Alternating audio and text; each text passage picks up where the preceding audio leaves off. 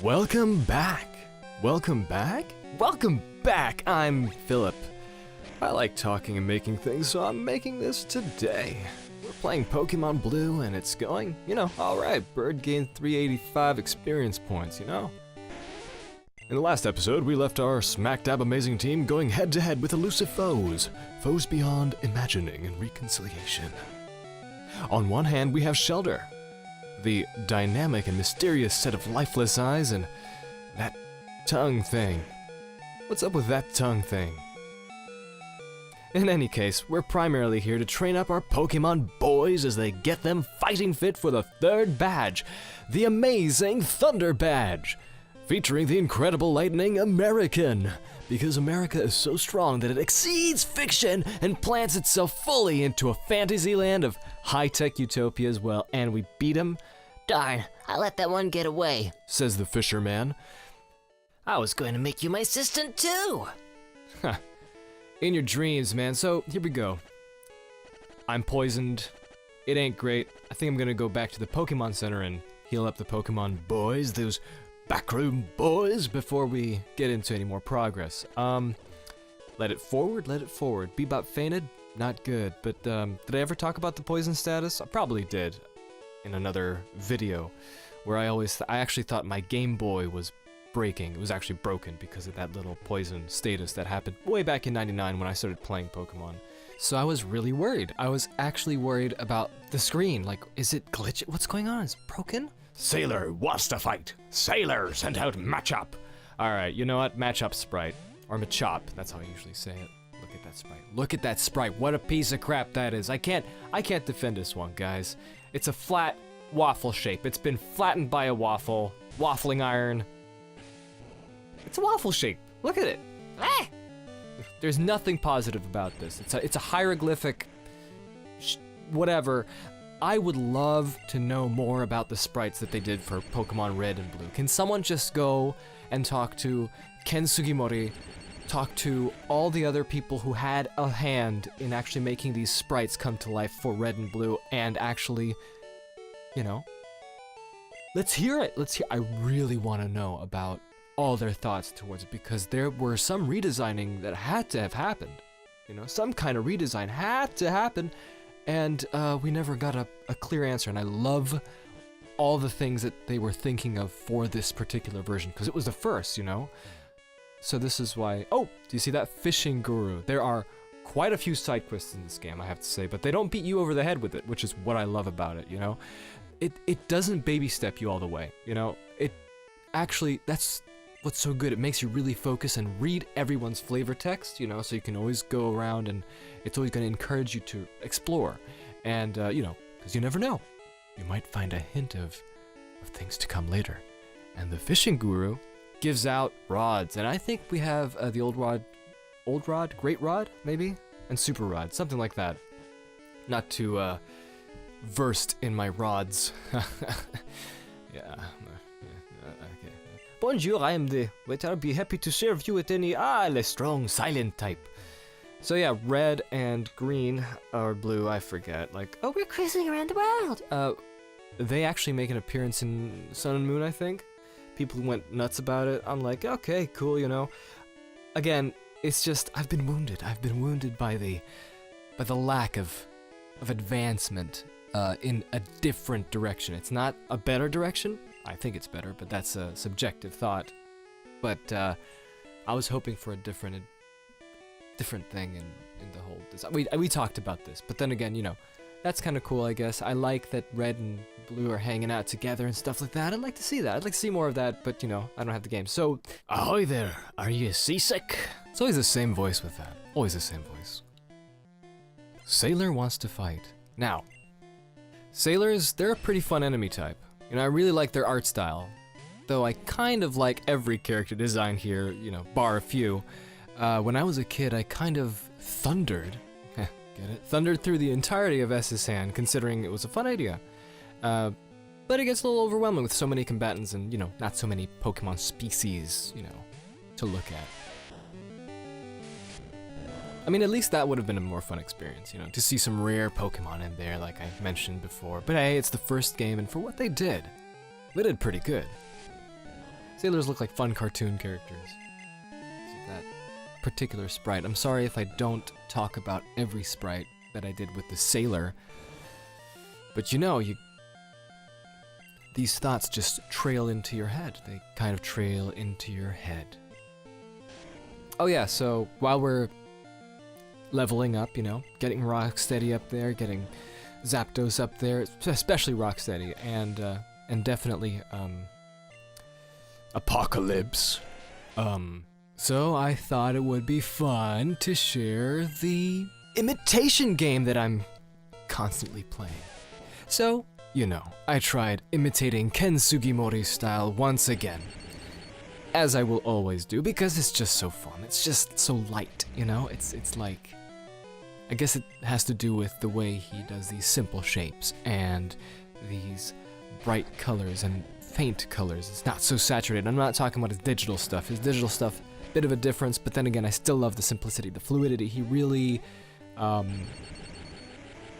improved on his anatomy, on his angles, on the flow, on the body language of the characters now than he used to when he just started with this, and it's more blocky. So anyway, check it out. I drew all the gym leaders. I think I did that last year, but you know, what do you think? I thought it was fun. There they are, all the gym leaders.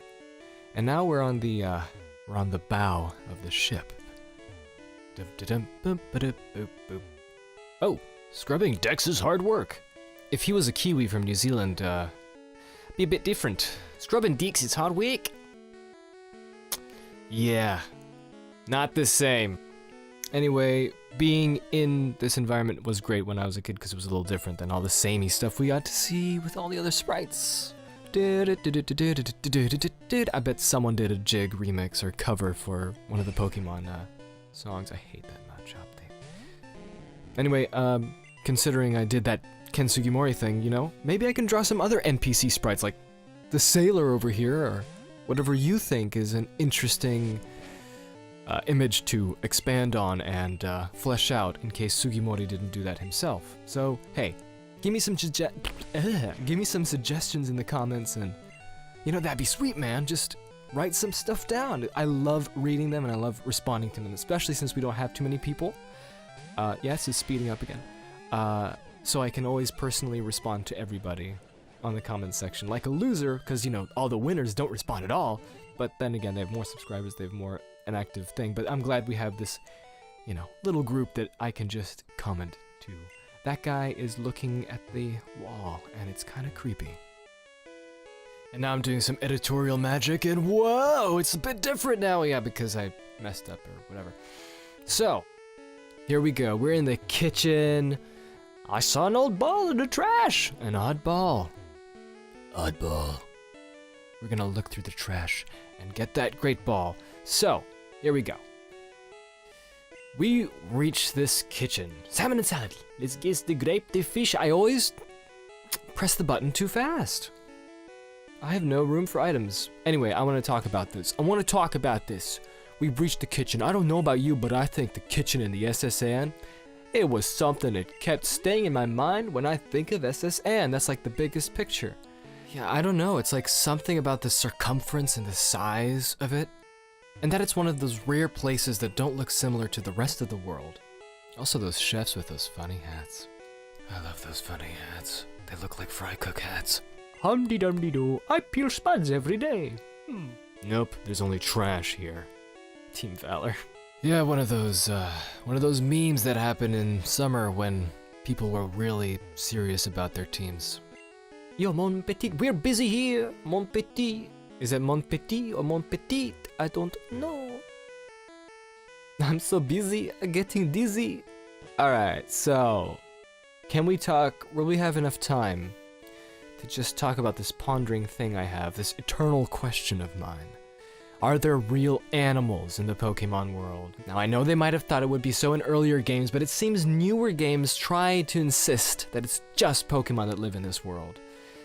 My thoughts about this might be that if that's true, we'd have to eat Poke meat, and I don't know if that's a pleasant thought. Then again, Pokemon eat each other thanks to the Pokédex entries, you know, which are also incredibly dumb. Hey, Snorlax. Snorlax. Hopefully we get to get that guy later on.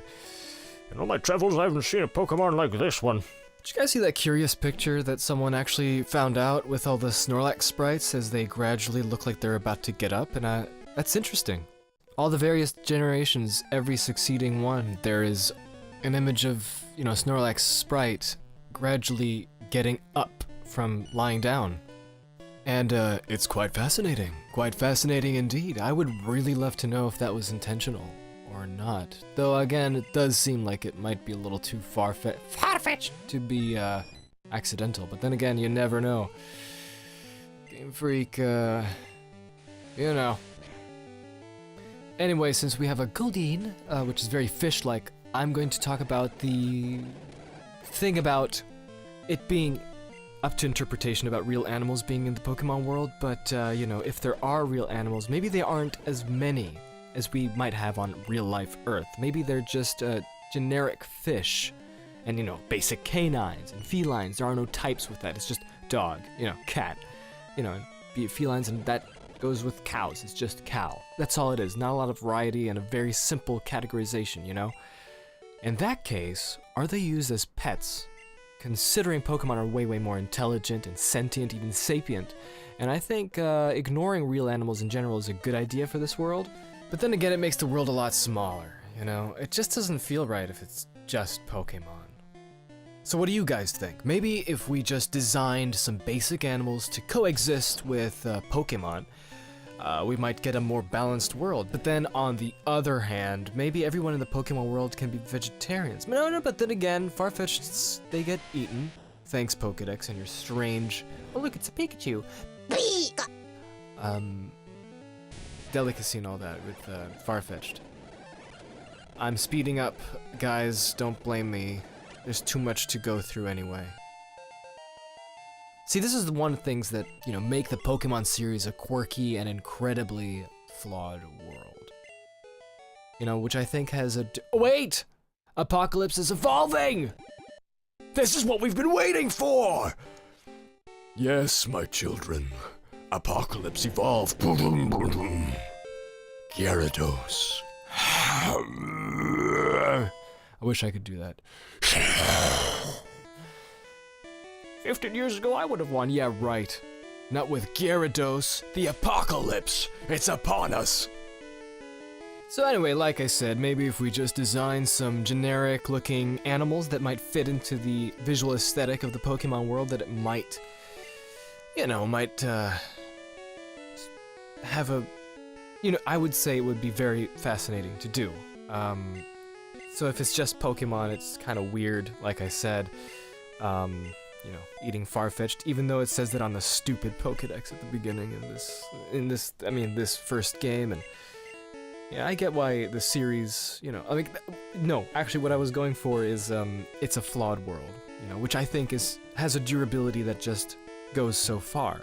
So, I get why the series retained its life for so long, and I'm talking about Pokemon in general, the entire series.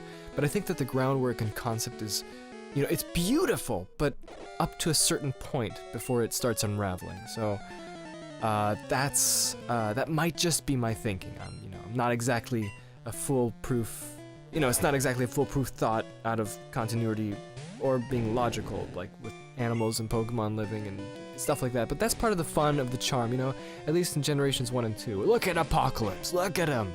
He's beautiful from behind. That sounded weird.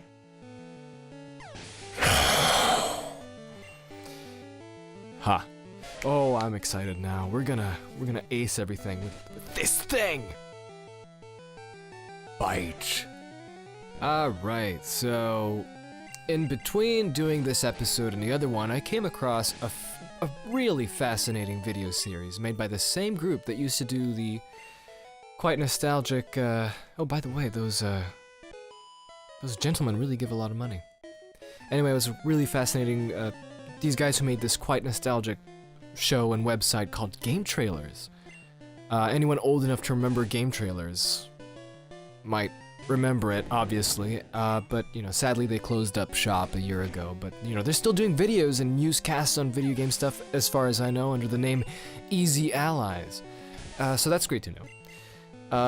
During the year, one of the show's co-hosts, Kyle Bosman, got his friend Brandon Jones to play through a Pokémon Red, which I'm playing Blue, so nice coincidence. Firstly, Jones is the voice and editor of those amazing game trailers retrospectives, and if you haven't seen those yet, I'm totally linking them because they are absolutely professional and insightful, and I'm actually really educated me so much on The Legend of Zelda as far back as 2009 or something like that, when I knew next to nothing about it. And not just that, but I used to watch those retrospectives they did way back in the day and can't praise them enough. So Jones's voice really fitting and professional. And anyway, he took time to use Pokemon Red and play through it without even knowing most of the story or setting or even monsters. And the discussions and explanations, it's just so interesting. So each episode is like an hour long, but it's been so captivating to actually hear someone who is completely green on the Pokemon story. He had a very different outlook on the environments. Well, not very different, but, fairly interestingly different because, everybody has played this. Now, look, I'm going to go and find my rival right now, so, Hey, Bunge, you're a cool guy. Imagine seeing you here. Cool guy. Were you really invited? So how's your Pokedex coming? I already caught 40 kinds, pal. Different kinds are everywhere. Crawl around in grassy areas. That's it? That's all you're gonna say to me? Alright, so we got our rival battle. Aaron wants to fight. Aaron. He sent out Pikachu! And, well, I got Apocalypse, so, what are we gonna do here? We just do Bite, and, already halfway. Pidgeotto flinch. And it's done. It's out. This is what happens. This is the beauty of getting your... Look at it, 21. Level 21. This is the beauty of just training hard. Being loving and caring. Brandon Jones and, talking about his first time ever to play Pokemon Red, which was this year. He had different expectations for the evolutions of some Pokemon, which is also fun because he doesn't even know how they look like. It really pikes your interest as to where more ideas of this game could come from. I'm sorry, I'm going to interrupt one more time. This sprite of Kadabra, I just love it so much because it looks like Kadabra is holding a vacuum cleaner of his own foot. What is that? Kadabra, ooh, I got a cleaner. And he doesn't have a star on his forehead, has one spoon, holding a vacuum cleaner of his own foot. But at the same time, when you were a kid and you saw your rival just popping out a Kadabra, you're like, dude, I'm scared. And it's true because it was very fast and it was very, very dangerous. Psychic types, man, mysterious, scary. Who knows? Who knows what will happen? Anyway, I love Brandon Jones's thoughts on the whole Giovanni subplot, which you should really listen to, and also what he thought about Pokemon Tower, which we'll get to soon because I love that place. And another interruption, Ivysaur standing on two legs. I wish they kept that aesthetic. I wish they kept that character trait because I love the fact that it's doing something else that the previous evolution isn't doing, even though it won't retain that ability when it becomes Venusaur, but it's just really cool that it could stand up on two hind legs, and I think that they really wasted an opportunity that they didn't keep adding that. Maybe that's something I should draw, get it on model and make it look like it's standing on hind legs, so I really like that. Easy Allies, I implore you to check it. I implore you to check it out. It's really good. Brandon Plays Pokemon, that's what it's called on YouTube. I love how it's not effective even though Apocalypse is water type. Fascinating conversations. I actually stayed up all night watching it until it was so late that it was sunrise. So that's a pretty good recommendation. 22, Apocalypse, yo, he's gonna be one of our top members. Cool guy defeated Aaron. Huh. At least you're raising your Pokemon. What? I heard there was a Cut Master on board. But he was just a seasick old man. But Cut itself is really useful. You should go see him. Smell ya. Someday you will smell me. But it will always be later. Alright, so this is the end of our Pokemon journey when it comes down to the SSN. Now, we can look around at the environment and see how beautiful the checkerboard thing is. I love the colors. I love that they use this turquoise and this orange. I talk about this all the time. But anyway, how to conquer seasickness. The captain's reading this. See, people hinted at what was going on, and now it's time. It's time to save this man and save the day once again, because we are Red, the hero. Am I blue? No, I'm cool guy. Yeah. I feel hideous. I'm seasick. Captain rubs the back of the, no, cool guy rubs the captain's back. Dim dim doo doo doo. Rub rub rub rub rub.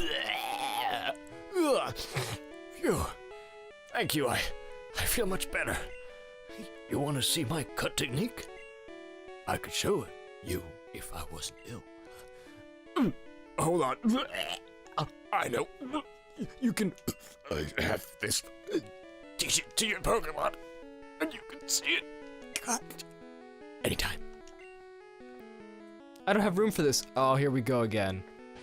All right. Anyway. I like to pretend the captain was just throwing up profusely when you're rubbing his back.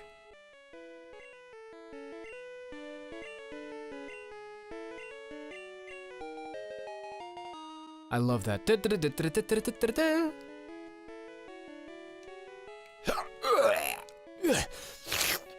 Phew. Now that I'm not sick anymore, I guess it's time. Time to sail the seas over yonder. And we'll never know until Generation 2, because they are going out west. Which means we're going to Johto. Now we can get out, exit this area, get away from this slop house, this flop house, and well, let's see what he says. She is luxury liner for trainers. Again, what a missed I mean, I'm not gonna blame this game because they've been doing some amazing stuff for the technology and the time that it came out, even though it was 1996, but they started in 1990. They really did a lot with this thing, and but I would say that they should bring back the ocean liner idea, make it the SSN again in a new game, and play around with it. Play around with mini games, play around with contests, play around with the rich people, the poor people, or that sounds a bit weird, but do something like that. And I think that would have been really fun, and also have rare Pokemon show up that won't be available and are secret. I know some of you mentioned in the comments. Anyway, let's see this beautiful luxury liner leave once we leave. Also, again, not gonna mess around with the Mew glitch. Maybe I should have. It doesn't matter. I will get a Mew later. I wish I could do the whole Pokédex thing. I think that would have been fun to do, but I think we have our hands full anyway. So, now it's time. Transition. Woo-loo-loo-loo-loo. Such magic, such editorial magic. I'm telling you, I tells ya. That's my Pidgey voice. I love these little NPC moments. I'm getting my Pidgey to fly a letter to Saffron in the north. Yes, I'm writing it down on ink and taking a Pidgey's feather and slightly using, I'm into calligraphy. Dear Pippi, I hope to see you soon. I heard Saffron has problems with Team Rocket. Vermilion appears to be safe. Yes. That hair is the only reason why I've said it in that accent. Look at that. That's just the dorkiest hair. Alright, so I'm gonna have to teach Cut to a Pokemon so we can get in.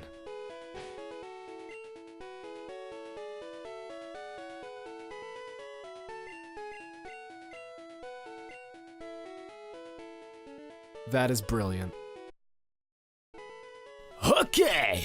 Well, I took a little detour and decided to amp up my Pokemon, and I just wanted to show you what we have updated here. We got Srushi with the Cut because we need an HM slave, Mrs. Higsby at level 27 now, instead of whatever that was before, Got some good stuff going on there. Then we got Apocalypse, of course, level 27. We're gonna mop up the floor with that. Zapdos is gonna be with us as well, all the way.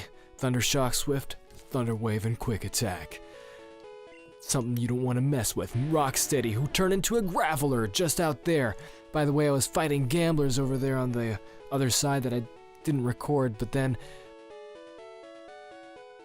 I found a really curious thing. There's a enemy character called a mechanic, and I swear I have never seen the mechanic in my life before. Here's a picture of him. What is this?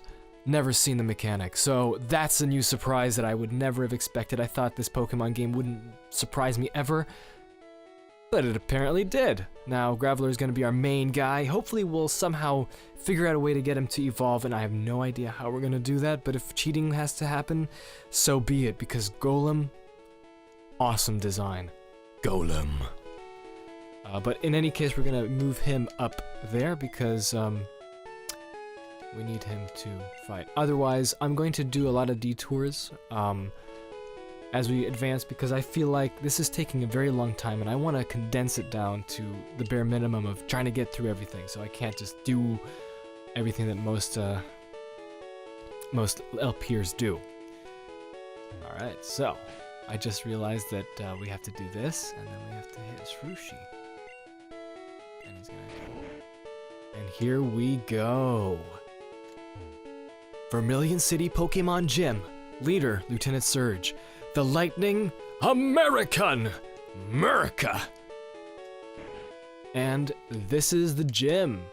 We got our friend here once again, Yo Champ in making. Lieutenant Surge is a nickname. People refer to him as the Lightning American. He's an expert on electric Pokemon. Birds and water Pokemon are at risk. Beware of paralysis too.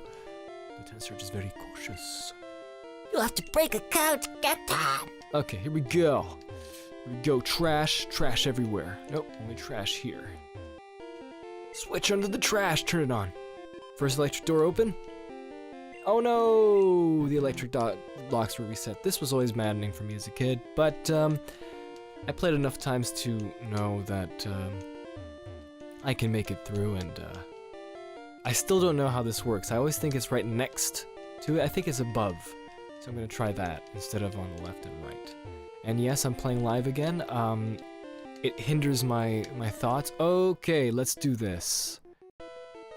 This is no place for kids! We got some Russian sailors.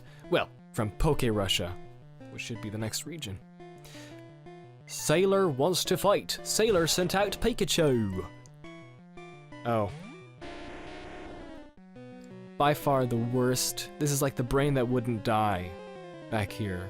Krang. Krang. Alright, so. Wow, surprised me.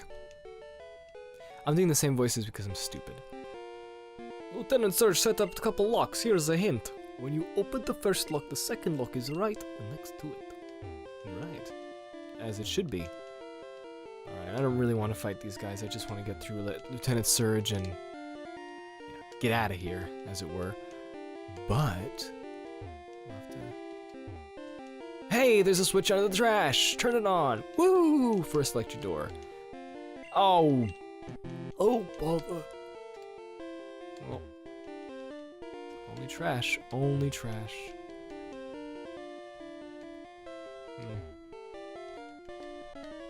Uh-oh. When I was in the army, Lieutenant Surge... What is this Russian? When I was in the army, Lieutenant Surge was my strict CO. A gentleman wants to fight. And another Pikachu. Rock City is going to get quite the level boost. Let's just do a rock throw and get it over with. Let's hope it goes a one-hit KO. Oh yeah. Pikachu fainted. Rocksteady grew to level 28. Woo! Cool guy defeated gentleman. Stop! You're very good. A lot of money, thank you, gentlemen. He's always cautious, yes. Lieutenant Surge is a very cautious PTSD suffering American. which is always funny. The war. I can't wait to hear about the war. Now we have the Rocker, which is another new NPC, not NPC, but, you know, enemy character. The Rocker. And he sends out Voltorb, and I would talk about Voltorb if I could, but I know that people use that. Oh, I talked about it. Never mind then.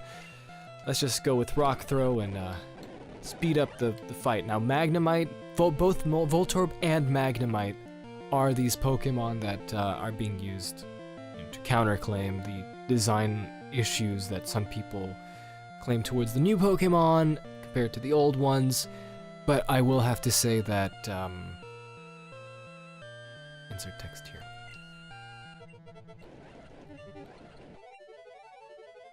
Fried! Okay, this trash puzzle it's just no good. One of the critiques I have with this is just, what is this? This is pure guesswork. Ugh. Oh, finally! Okay, the motorized doors open. Okay, I just have to reiterate once more. Not a good system. Not a good system. And here he is, with a bucket for puking, and a crammed full of Pokemon books, so... Lieutenant Surge is a guy. Hey kid, what do you think you're doing here? You won't live long in combat, that's for sure. I'll tell you, kid, electric Pokemon saved me during the war. The war, kid. Do you know the war? Now this is part of a theory that might be that this takes place in the far future, in the post-apocalyptic future, but I don't think so. I think this war is hilarious and never talked about again. But if you want to do something about it, there's your entryway to make a new Pokemon idea. But I still think war is a little bit too crazy, and I think this man is... I don't know. They zapped my enemies into paralysis. The same as I'll do to you! Gem number 3. Number 3. Yeah, Electronic Surge. Lieutenant Surge wants to fight. Lieutenant Surge sent out Voltorb! and we're gonna go rock steady all the way, and if we can't, we gotta back up with someone else. So now we're just gonna go Rock Throw. Oh no, use Sonic Boom, what are we gonna do? Oh my. Come on, Rock Throw. Oh no. Oh no. I don't have anything to say except I'm a cucumber. I'm a cucumber. I'm a cucumber. I'm a cucumber. I'm a cucumber. I'm a cucumber. Please don't take me to the pickle farm. That's a very good Voltorb sprite.